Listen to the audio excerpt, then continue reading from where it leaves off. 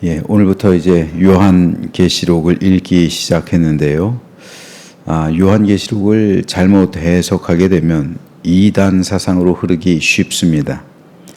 하지만 그렇다고 해서 요한계시록에 대해 전혀 설교하지 않는다면 이것 또한 잘못된 일입니다. 왜냐하면 요한계시록은 예수님께서 직접 요한을 통해 계시하신 것이고 장차 될 일에 대해 말씀하신 것이기 때문에 오늘을 살아가고 있는 우리는 반드시 알아야만 하기 때문입니다. 지금 세상에 적지 않은 교회가 각종 이단들 그리고 그로 인한 잘못된 여러 가지 혼란 가운데 빠져 있습니다. 그래서 많이 고통스럽고 어려워하고 있는 것이 사실입니다. 그런데 교회사에 보면 이상한 현상이 하나 있어요. 그게 뭐냐면요. 이상하게도 정통 교회에서는 요한계시록을 가르치지 않아요. 오히려 이단과 사이비 집단들이 요한계시록을 더 많이 가르쳐 왔어요. 지금도 그래요. 정통 교회들에서 요한계시록을 강해하거나 다루는 교회가 드뭅니다. 하지만 이단과 사이비들은 주로 다루는 성경이 요한계시록이에요. 이것은 요한계시록을 잘못 해석하게 되면 이단과 사이비에 빠지기 쉽다는 것을 의미하고요. 또 정통교회가 요한계시록을 잘 다루지 않기 때문에 교회들이 이단에 대항할 힘을 잃어버렸다는 뜻이기도 합니다. 따라서 교회와 성도는 요한계시록을 자주 읽어야 하고요. 자주 접해야 하고요. 자주 가르쳐야 되고요. 그래서 제대로 된 해석으로 우리 신앙생활에 적용할 수 있어야 합니다. 우선 요한계시록은 사도 요한에 의해서 주후 95년에서 96년 사이에 기록되었음을 알아야 합니다. 95년에서 96년, 즉 성경의 가장 마지막에 기록된 이 성경이죠. 우리가 알고 있듯이 요한은 순교하지 않았던 예수님의 유일한 제자였어요. 하지만 실상 요한 또한 끓는 가마 속으로 던져져 순교할 뻔했지만 극적으로 살아남아서 반모섬으로 유배를 가게 됐는데 그곳에서 요한은 예수님으로부터 미래되어질 계시를 받게 됩니다. 그것이 바로 요한계시록이에요. 요한계시록이 쓰일 당시 로마의 황제는 도미티아누스 황제였습니다. 기독교인들에게 있어서 도미티아누스 황제는 로마 역사상 최악의 황제라 불리는 네로보다도 훨씬 더 사악한 인물이었습니다. 역사상 기독교 탄압이 최고조에 이르렀을 때가 바로 도미티아누스 황제였어요.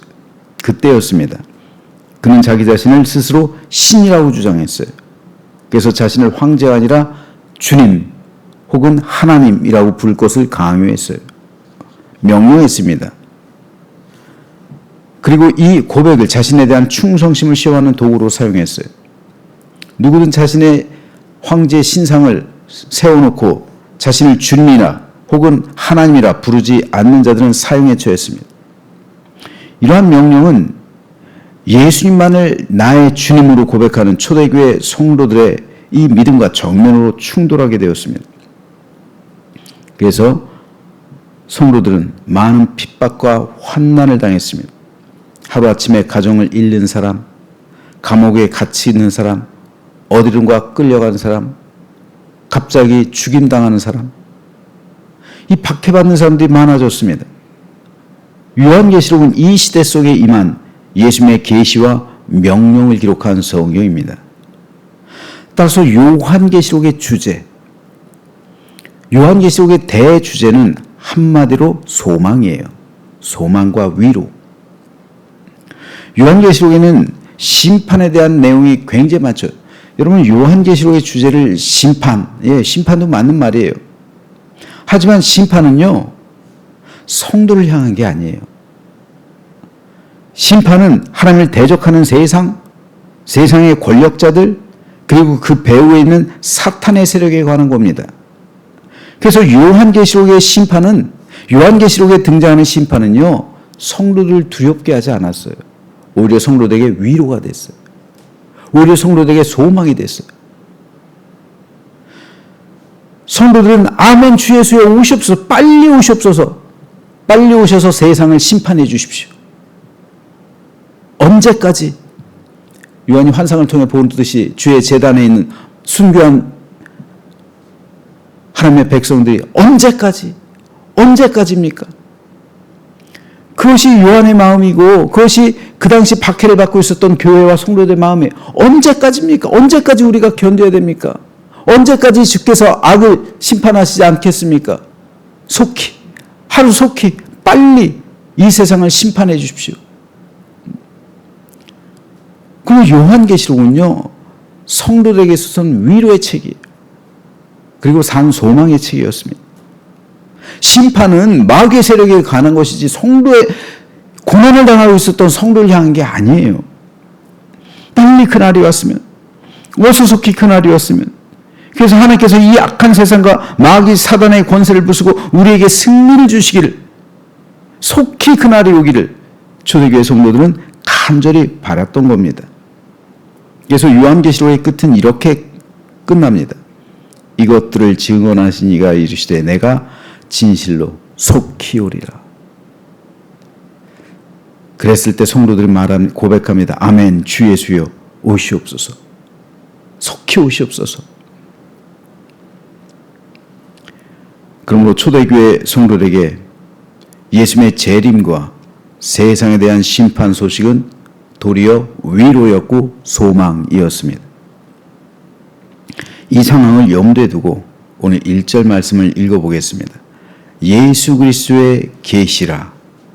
이는 하나님이 그에게 주사 반드시 속히, 여기서도 반드시 속히 일어날 일들, 그 종들에게 보이시려고 그의 천사를 그 종 요한에게 보내어 알게 하신 것이다. 여기서 요한은 예수 그리스도의 계시라라는 말로 요한계시록을 시작하고 있어요. 여기서 계시는 헬라어 원어로 아포칼립시스라는 단어를 사용하고 있습니다. 이 단어의 원뜻은 가리개를 벗기다라는 의미예요. 여러분, 가리개, 이 안대 같은 거예요. 이 안대를 벗기는 것. 게임 같은 거 할 때 안대 벗기고 게임하죠. 근데 안대를 벗기고 나면 이 진실이 드러나는 그 똑같은 거예요. 하나님께서 감춰진 것을 안대를 벗기시고 보여주신다라는 의미입니다. 즉, 이 말씀은, 이 단어는 꽁꽁 감춰져 있던 비밀을 드러내 보이신다라는 뜻이에요. 숨겨져 있는 사실을 밝히 드러내어 보여주는 것이 계시입니다. 따라서 이 계시란 단어를 올바로 이해하는 것은 상당히 중요합니다. 계시란 말을 잘못 이해하면 이단이 돼요.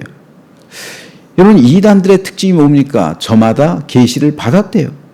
직통 계시를 받았대요. 그런데 여러분, 하나님도 계시하시지만 사탄도 계시해요. 그렇지 않아요?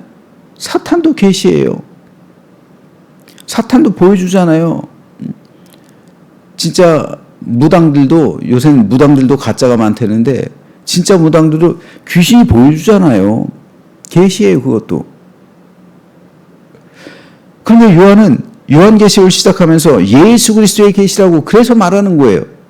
다른 사람으로부터 오는 게 아니라, 다른 존재로부터 임하는 것이 아니라 예수님께서 보여주신 계시라는 거예요.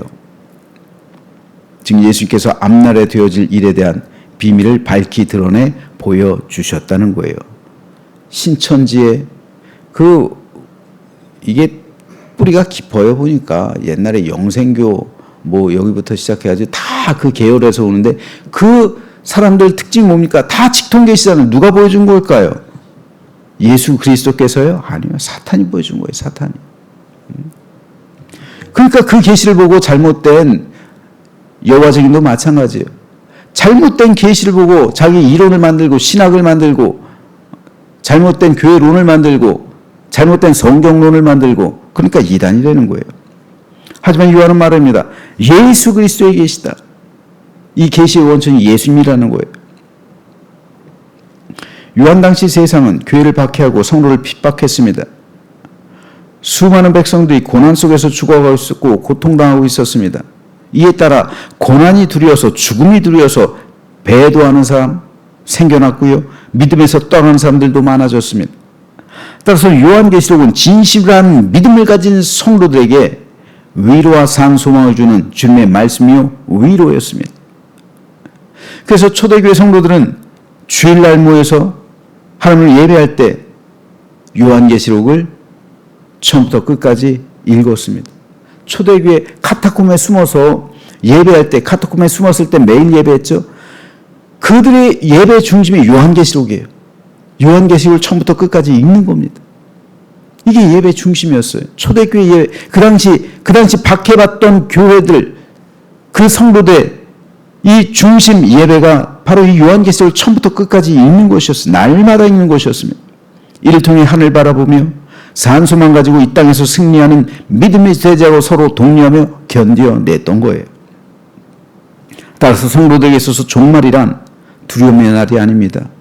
성도들에게 있어서 죽음은 하나님의 백성이 드디어 승리하는 날입니다.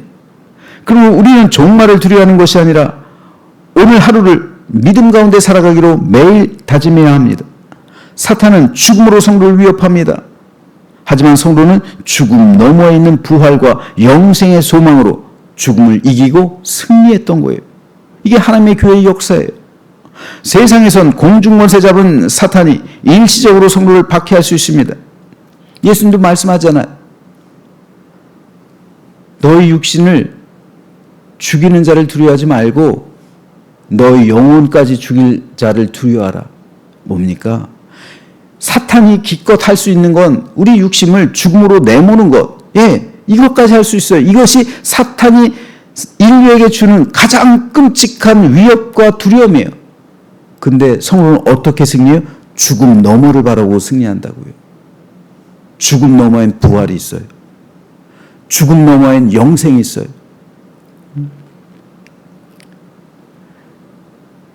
여러분, 아무리 사탄이 날뛴다 해도요, 죽음 너머에 있는 영생을 건드릴 수가 없어요. 그래서 예수님께서는 너희 영혼까지 죽일 수 있는 하나님을 두려워하라고 말씀하시는 거예요. 그런데 그 하나님은 어때요? 하나님은 영혼을 죽일 수가 있어요. 영혼을 죽인다는 게 뭡니까? 둘째 사망, 곧 불못이잖아, 지옥이잖아. 너희를 지옥으로 보낼 권세가 있는 그 하나님을 두려워하라는 거예요.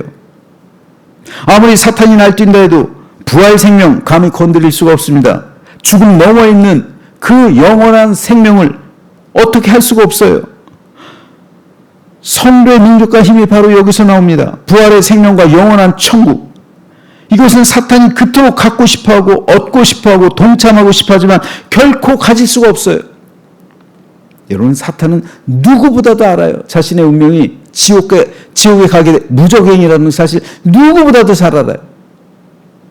그래서 하나님의 백성들 가리는 거예요. 이 세상 사람들 속이는 겁니다. 이 세상이 다라고요. 죽음 너머에 있는 세계를 말하지 않습니다. 죽음 너머에 있는 부활의 생명을 이야기하지 않습니다. 죽음 너머에 있는 영원한 천국을 말하지 않아요. 영원한 지옥에 대해서도 말하지 않습니다.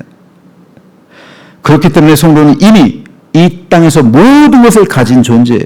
부활의 생명, 죽음 너머에 있는 영생의 소망, 천국의 상급, 하나님의 자녀라는 신분까지 다 얻은 모든 것을 가진 존재입니다. 이것이야말로 그렇기 때문에 하늘의 천사들도 흠모한다고 말하는 거예요. 천사는 우리의 종이 되니까요. 우리 섬기는 종이라고 하나님께서 말씀하시잖아요. 아니, 천사를 종으로 부리는 권세. 그렇기 때문에 천사는 하나님의 자녀가 아니에요. 예수님께서 천사를 위해 죽으시지 않으셨습니다. 만일 예수님께서 타락한 천사를 위해 죽으셨다면 사탄이 회개해서 구원받을 길이 열렸겠죠. 하지만 그렇지 않습니다. 이것이 성도의 특권이에요. 그러면 우리는 이제 더 이상 세상 것 가지고 우리를 유혹하거나 세상적인 핍박과 박해로서 우리를 죽음으로 내몬다 할지라도 성도를 굴복시키려는 이 사단에게 절대 져서는 안 됩니다. 예수님께서는 속히 오신다고 말씀하셨어요. 속히 올 것이다. 반드시 속히 올 것이다. 오늘 1절 말씀이 그거잖아. 반드시 속히 올 것이다. 이 반드시 속히 올 것이다라는 이 말씀이 요한계시록에서 계속 반복되고 있어요. 마치면서 내가 속히 오리라 예수께서 말씀하시잖아요. 이 속히라는 말. 주님께서는 제가 종종 말씀드리지만 우주적인 종말, 그 종말과 개인적인 종말, 이 종말은 이어진다고 그랬죠. 개인의 종말을 통해서 우리는 우주의 종말을 동시에 경험하게 되는 거예요. 왜? 카이로스의 시간은 미래와 과거와 현재가 공존하는 거예요. 동시에 있어요. 그렇기 때문에 개인의 종말을 통해서 우리는 우주의 종말을 직접 만나는 거예요. 우주적인 종말은 언제인지 모르죠. 개인적인 종말도 언제인지 몰라요. 하지만 개인적인 종말은 우리가 알 수 있어요. 제가 예언 하나 할까요? 여기 계신 분들 앞으로 100년 안에 다 죽습니다. 그렇죠? 100년은요 너무 짧아요. 아무리 지금 우리가 생각할 때 100년 길다고 생각하지만 아무것도 아닙니다. 찰나예요, 찰나. 속히 오시는 거예요. 오늘 하루 또 살아냅니다. 그날이 가까워 오는 거예요. 우리 주님이 나를 속히 데리러 오시는 그 날이 가까워오고 있습니다. 그러면 우리는 우리 주님께서 나를 데리러 오시는 그 순간, 그게 죽음이잖아요. 그러나 죽음 너머에 있는 부활, 죽음 너머에 있는 우리의 영생, 죽음 너머에 있는 천국, 죽음 너머에 있는 하나님 자녀로서의 완전한 신분의 회복, 이것을 바라봐야 할 줄로 믿습니다. 그러므로 죽음은, 사단은 우리를 죽음으로 위협하죠? 아니요. 죽음 넘어 있는 부활의 생명이 우리를 승리하게 하는 거예요. 죽음 넘어 있는 천국의 소망이 우리를 이 땅 가운데서 우리 신앙을 오염시키지 않는 거예요. 죽음 너머에 있는 하나님 자녀로서 완전한 신분의 회복이 우리를 이 땅 가운데서 영화롭게 하는 겁니다. 그러므로 저는 저와 여러분 모두가 그날 소망하며 속히 오시겠다라는 주님의 말씀을 기대하는 가운데 우리 예수님을 만나는 그 순간 어린 양의 혼인잔치에 다 참여하게 되기를 소망합니다. 그래서 반드시 일어날 것이고 또 속히 오리라 라는 예수님의 말씀에 따라 최후의 순간에 승리의 노래를 부르는 우리 모두가 되시길 주님의 이름으로 축원합니다.